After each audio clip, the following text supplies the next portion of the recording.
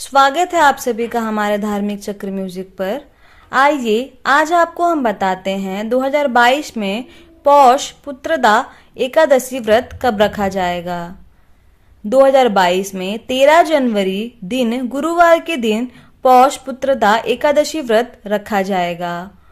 पौष पुत्रदा एकादशी पारण मुहूर्त 7:15 से 9:21 तक, कुल अवधि 2 घंटे 6 मिनट।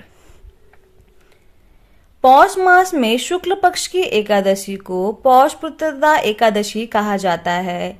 इस दिन सुदर्शन चक्रधारी भगवान विष्णु की पूजा की जाती है।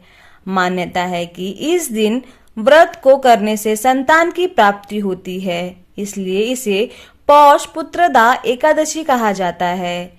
स्त्री वर्ग में इस व्रत का बड़ा प्रचलन और महत्व है। इस व्रत के प्रभाव से संतान की रक्षा भी होती है। आइए जानते हैं पौष पुत्रदा एकादशी पूजा विधि। पौष पुत्रदा एकादशी के दिन श्रद्धा पूर्वक भगवान विष्णु का पूजन किया जाता है।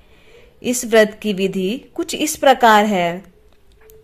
पौष पुत्रदा एकादशी का व्रत रखने वाले श्रद्धालुओं को व्रत से पूर्व दशमी के दिन एक समय सात्विक भोजन ग्रहण करना चाहिए।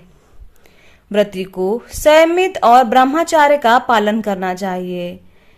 प्रातःकाल स्नान के बाद व्रत का संकल्प लेकर भगवान का ध्यान करें। गंगा जल, तुलसी दल, तिल, फूल, पंचामृत से भगवान नारायण की पूजा करनी चाहिए।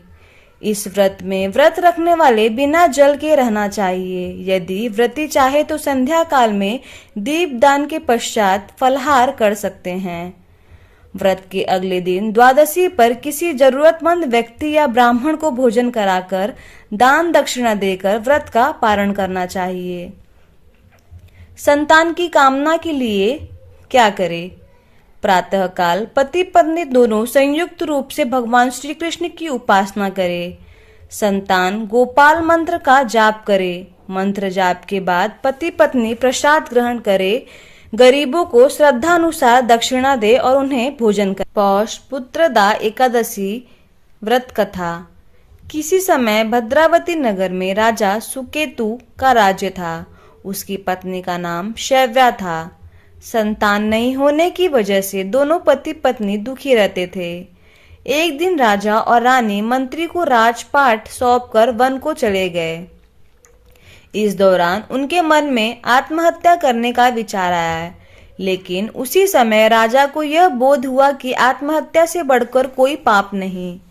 अचानक उन्हें वेद पाठ के स्वर सुनाई दिए और वे उसी दिशा में बढ़ते चले गए। साधुओं के पास पहुंचने पर उन्हें पौष पुत्रदा एकादशी के महत्व का पता चला। इसके बाद दोनों पति पत्नी ने पौष पुत्रदा एकादशी का व्रत किया और इसके प्रभाव से उन्हें संतान की प्राप्ति हुई। इसके बाद से ही पौष पुत्रदा एकादशी का महत्व बढ़ने लगा। वे दंपति जो निसंतान हैं उन्हें श्रद्धा पूर्वक पौष पुत्रदा एकादशी का व्रत अवश्य करना चाहिए।